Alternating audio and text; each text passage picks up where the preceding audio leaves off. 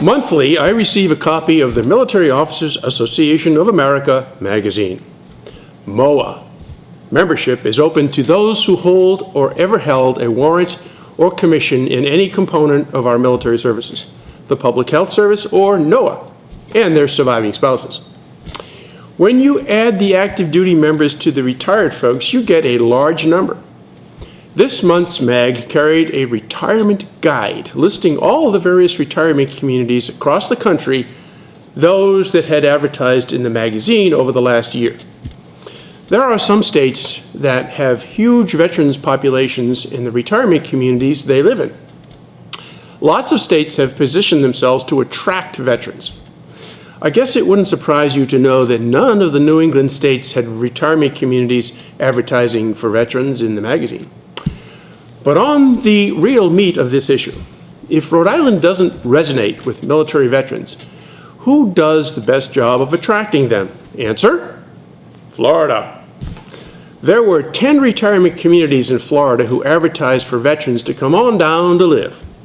Now, what are the arguments in favor of or against becoming a Floridian? There are roughly 1.6 million veterans who make Florida their home. Only California and Texas can claim to have more of them. Of the 1.6 million, just under 880,000 of these folks, as of 2014, were 65 years or older.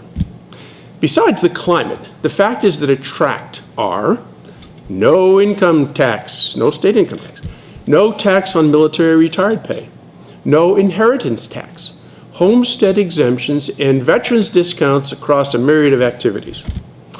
The enlightened folks managing Florida's affairs decided in 2014 to create a Veterans Florida organization with an annual budget of $2.84 million.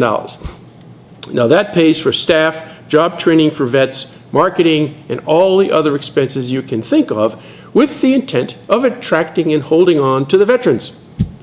Now you might say the property taxes must be high, sky high actually, to offset the lack of other income sources. But in the case of homeowners, Florida has a homestead exemption that provides all permanent residents with an automatic $25,000 exemption on property taxes.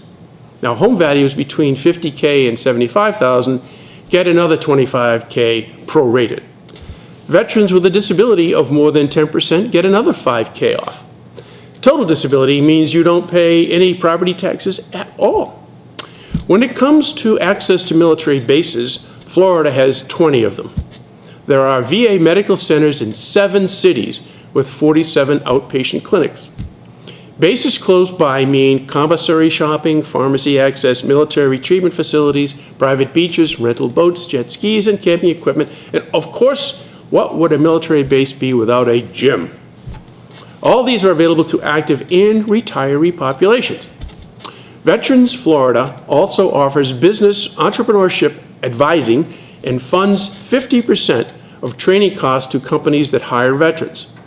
So what can you do all day in sunny Florida as a retiree besides golf? Well, Florida has 159 state parks and 11 national parks. Military retirees get an automatic 25% discount at the parks. Well, my Rhode Island neighbors who spend 181 or more days in Florida say they come back to Rhode Island during the heat wave of the Florida summer. But the stats on weather seem to contradict that. Measuring the winter and summer temps in Pensacola, Orlando, and Key West, the geographic extremes in the state, you find average January temps 51.4, 60.2, and 69.3 in those cities. The July temps were 82.2, 82.7, and 84.5 respectively. So it really isn't broiling in the summer, and it doesn't freeze you out in the winter. Now, I decided to read what one of the Florida retirement communities says about itself. I looked at the Indian River Colony Club, located in Viera, Florida. Now, they say they are an active 55-plus country club community on Florida's Space Coast, with over 600 military vets living there. They have a par 72 golf course, a 24-hour staffing security, tennis, swimming, croquet, bocce, shuffleboard, and you can participate in theater, chorus, dance, painting, sewing, and crafts of all types. Reads like the ads for the villages in Florida.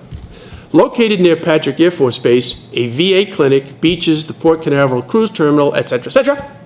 Oh, and they are pet-friendly. That's it. I'm on the way. Thanks for watching, and God bless.